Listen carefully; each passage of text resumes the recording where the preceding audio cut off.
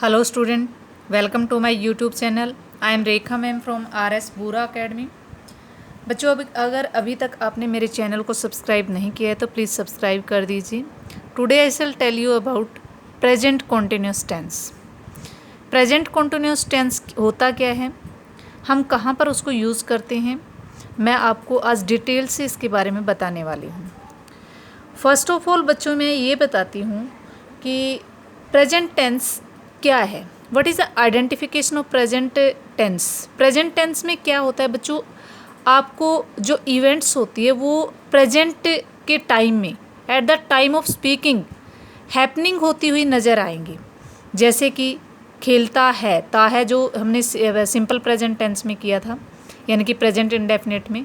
अभी हम continuous tense कर रहे हैं। कॉन्टिन्यूस का मतलब है जो एक्शन है वो कॉन्टिन्यूटी में हो रही है।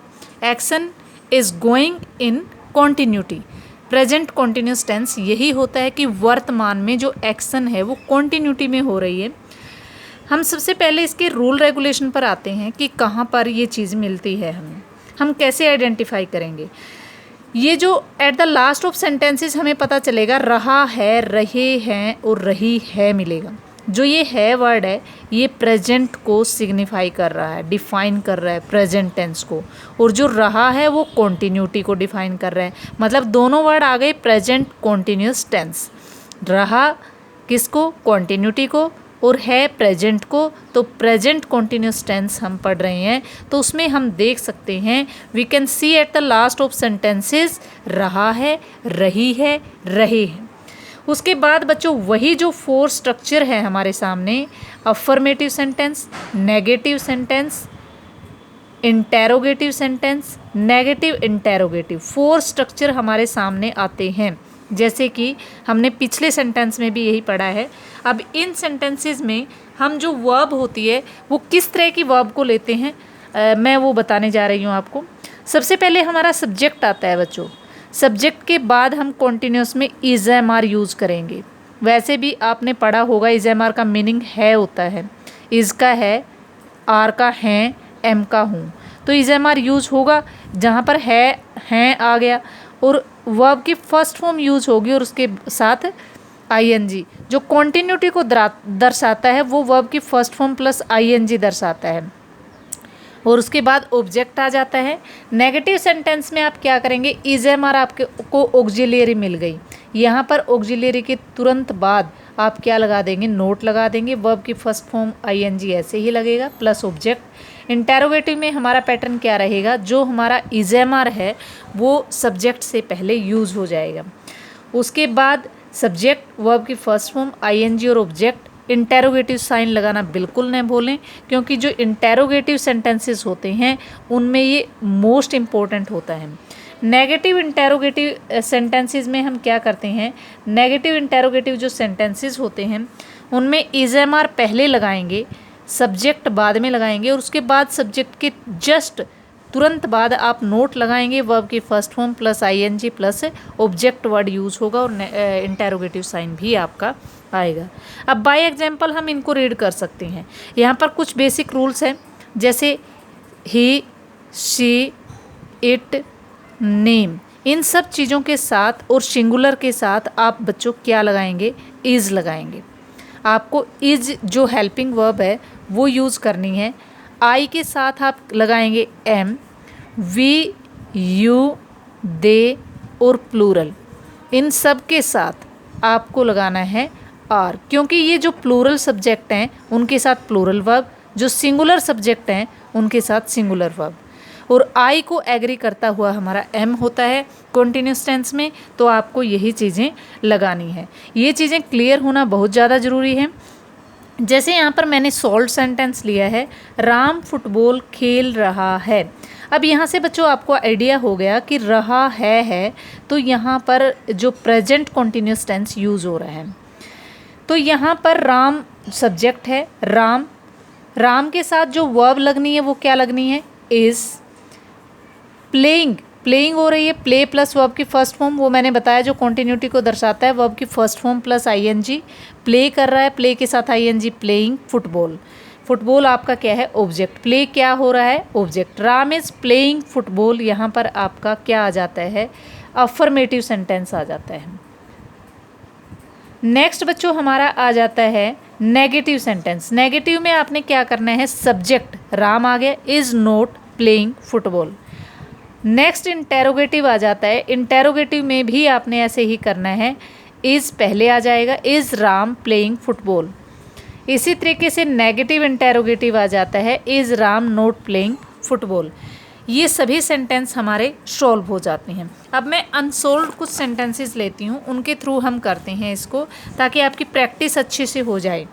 अब यहाँ पर रहा है, रही है, रहे हैं, रहा है, ये वर्ड मिल गए हैं आपको। मतलब आपको इज़, एम, आर वर्ब की first form plus ING use करना है जब रहा है मिलता है।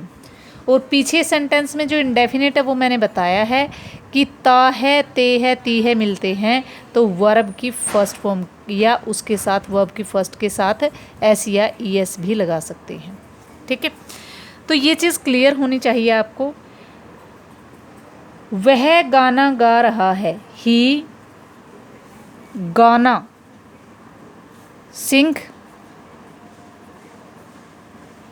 सिंग आ गया, लेकिन ही के साथ वर्ब कौन सी एग्री करेगी, इज। सिंग को कॉन्टिन्यूटी में दर्शाने के लिए singing, he is singing the song. हमारा फर्स्ट सेंटेंस कंप्लीट हो गया।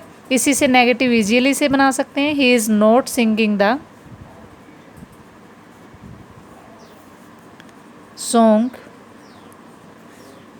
Is he singing the song,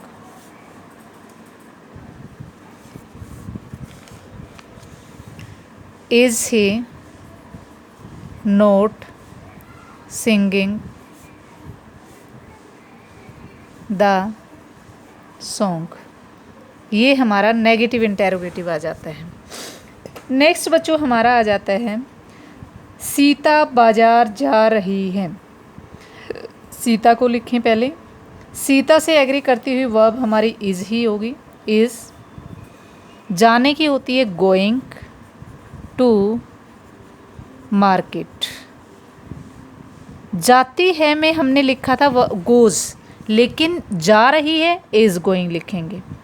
इसी का नेगेटिव बनाएंगे, Sita is not going to market. Sita going to market. Negative interrogative आप अपने आप बना सकते हैं। नेक्स्ट सेंटेंस हमारा आ जाता है वे क्रिकेट खेल रही हैं। वे की इंग्लिश क्या होती है, दे।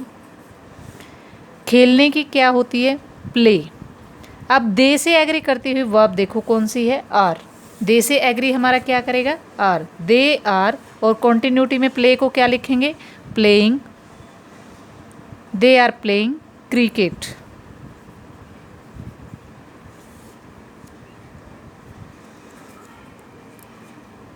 आगे हमारा आ जाता है, यहाँ पर आप आर्टिकल यूज़ नहीं कर सकते, क्योंकि आर्टिकल के चैप्टर में मैंने आपको बताया था किसी भी गेम के साथ हम आर्टिकल यूज़ नहीं करेंगे, तो सीधा क्रिकेट ही लिखेंगे। They are not playing cricket. Are they playing cricket. Are they not playing cricket. इस तरीके से आप 4 के 4 सेंटेंस जो बताए हैं वो बना सकते हैं। नेक्स्ट हमारा सेंटेंस आ जाता है राम पुस्तक पढ़ता है। यहाँ पर राम सब्जेक्ट आ जाता है, पढ़ रहा है, सॉरी पढ़ता है नहीं है, पढ़ रहा है, is reading. Ram is reading the book. Next आ जाता है Ram is not reading the book. Next is Ram reading the book. Is Ram not reading the book? इस तरीके से बच्चों आप many sentences you can make. आपको समझने में, कोई भी चीज़ लिखने में जो आपकी ग्रामेटिकल मिस्टेक्स है वो कभी नहीं होगी अगर आप टेंस के हिसाब से चलते हैं। अगर आपको आइडेंटिफिकेशन हो जाती है कि किस टेंस में कौन सा काम हो रहा है तो उसके हिसाब से आप वर्ब यूज़ करोगे तो कोई भी आपकी मिस्टेक नहीं होगी। नेक्स्ट बच्चों हमारा आ जाता है जो कि मेन चीज़ है। मेन चीज़ हमारी आ जाती है कि जो सिंपल प्रेजेंट टेंस है उसको हम यूज़ कहाँ पर करेंगे। यूजेज इसका बच्चों एक ही याद रखना है, जो चीज़ कॉन्टीन्यूटी में हो रही है, at the time of speaking जो चीज़ हो रही है, he is writing a letter, they are going to market, they are celebrating the festival. तो इस तरीके से इसका यूजेज एक ही आपको याद रखना है, the action which is going in continuity, the action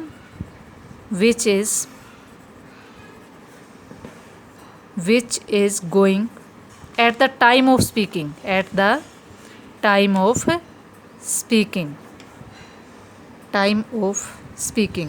उसके लिए आप क्या यूज़ करेंगे, प्रेजेंट कॉन्टिन्यूस टेंस यूज़ करेंगे। जैसे he is writing letter at the time of speaking।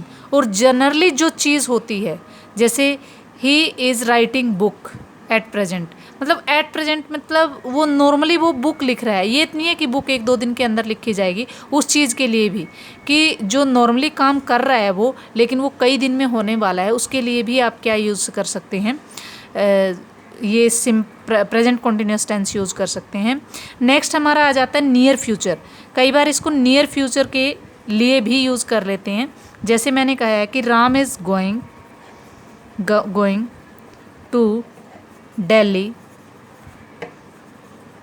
tomorrow। tomorrow means